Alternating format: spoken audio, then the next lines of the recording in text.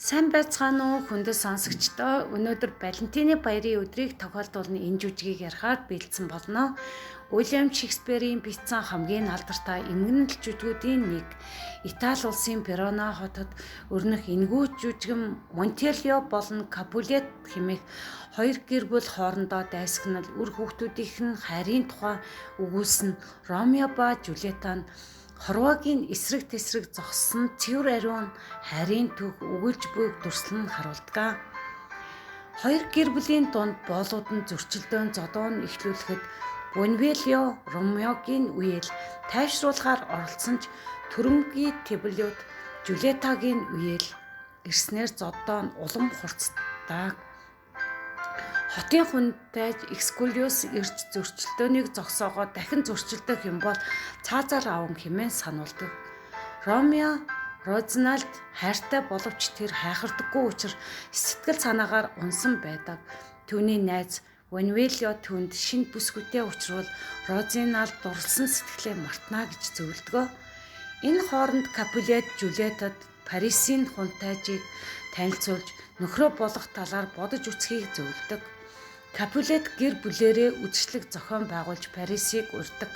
Ромео Розиналд хайртай учраас түүнтэй таарах болов уу гэж найзуудаа дагуулн үдшилэгт масктай нууцаар ордгоо. Тэнд Ромео Жулиетаг анх удаа уулзаж нүд салгаж чадахгүй болж бие биедээ шууд татагдаж дурладаг.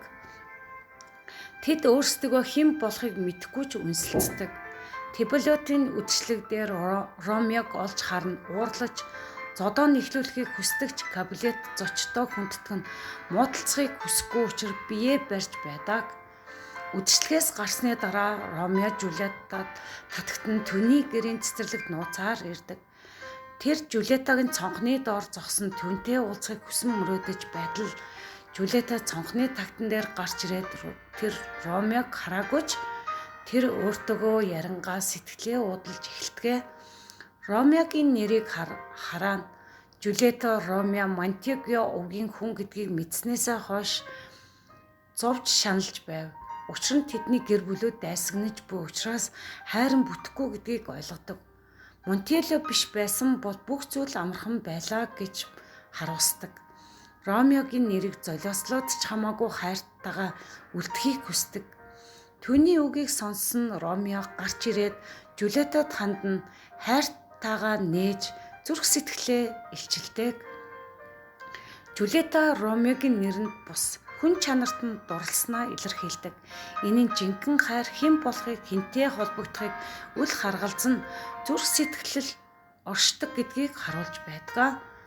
Тэдний хайр гүнзгий бөгөөд үнэнч гэдгээ мэдэрсэн учраас аль болох хурдан гэрлэхээр тохиролцдог. Ромео Приер Лауренцо лам дээр очиж тусламж хүсдэг. Бид хоёрын хайр дурлалыг батлуулж өгөөч гэж хүсдэг.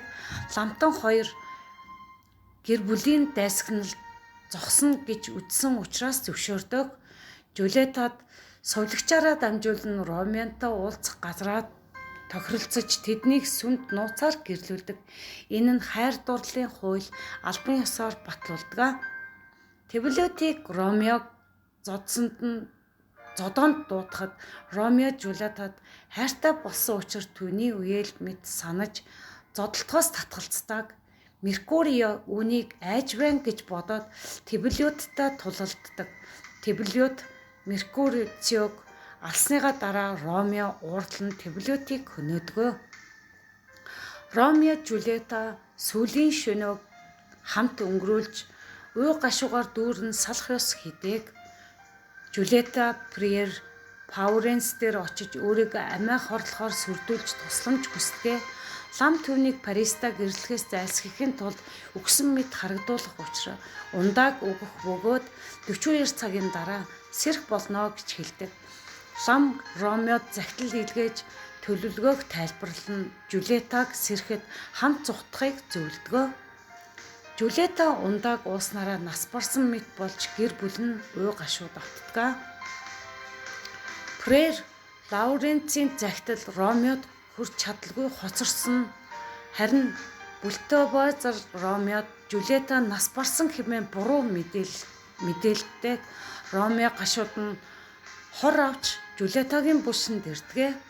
Ромео булшинд Паристай уулзаж алсныгаа дараа Жюлеттаг үнс нь хор ууж амиа ээгүүтгэдэг. Жюлеттаас ирээд Ромеог өгсөн байхыг нь хараад гашууд нь өөрийгөө хутгаар ээгүүтгэдэг. Хоёр гэр бүл хүүхдүүдийнхээ үхлийг мэдээд удаан үргэлжилсэн дайсагналаа дуусгахаар шийдсэн. Ромео ба Жюлетта хоёр үзий ядалт хувь тавилангийн зөрчилдөөн өршөөлөх харамслыг маш уянгалах хэлээр илэрхийлсэн сонгодог бүтээл юм. Шекспирийн гайхалтай яруу найраг дөрүүдийн гүн сэтгэл хөдлөлийг харуулсан энэхүү жүжиг нь хүн төрөлхтний хайр дурлал зовлон шаналлын мөнхийн сэдвийг хөндөж гаргаж ирдгээрээ алдартай зохиол билээ. Та бүгдэд энэ гайхалтай жүжиглэлтийг ярьсандаа таатай байна. Та лайк, subscribe дараад дараачийн бичлэгүүдэд цаг алдалгүй хүлээн авч сонсороо. Баярлалаа.